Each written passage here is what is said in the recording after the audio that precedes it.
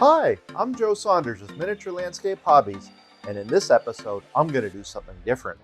I'm going to build an ammo knight from the Maschinen Krieger range of scale models. Building scale models is new to me, so this is going to be a bit of an experiment.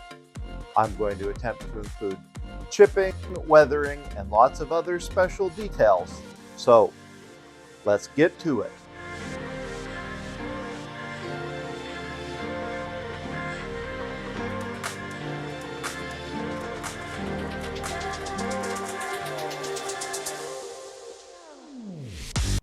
Miniature Landscape Hobbies is proudly supported by these sponsors.